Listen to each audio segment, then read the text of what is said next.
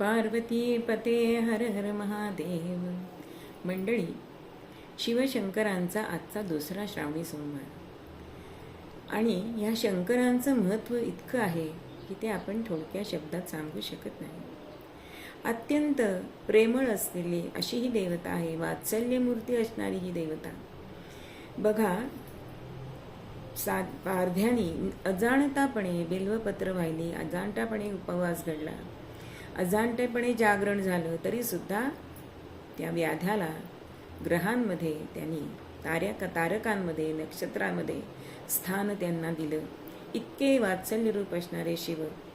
तसेच एकदा त्यांच्या पिंडीवरती गहू वाहिलेले होते आणि ते गहू घेण्यासाठी एक घार आपले पंख हलवत हलवत उडत उडत त्या पिंडीपाशी आले आणि झपकन अशी झडप घातली आणि त्यातले गहू घेऊन गेले. आणि तरीसुद्धा शिवांनी तिला शिवलोक प्राप्त करून दिला.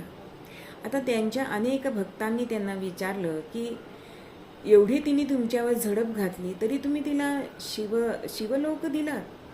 तेव्हा शंकर म्हणतायत की अरे, ती जेव्हा झडप घालत होती तेव्हा तिच्या पंखांनी मला वारा लागला आणि त्यांनी मी संतुष्ट झालो. इतकं अल्पसंतुष्ट असणारी अशी ही देवता. म्हणून एक कवी म्हणतात, प्रसन्न होतो भोळा शंकर, प्रसन्न होतो भोळा शंकर, धनिक सोवा कोणी किंकर, धनिक सोवा कोणी किंकर, भक्तिभाव परिमनी धरा, भक्तिभाव परिमनी धरा, भव पार कराया शिवा स्मरा, भव पार कराया शिवा स्मरा.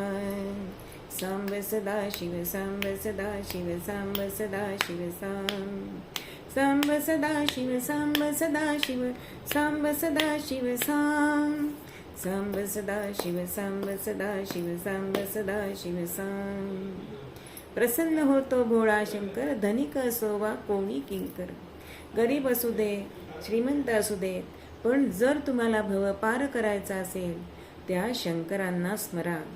पार्वती पते हर हर महादेव.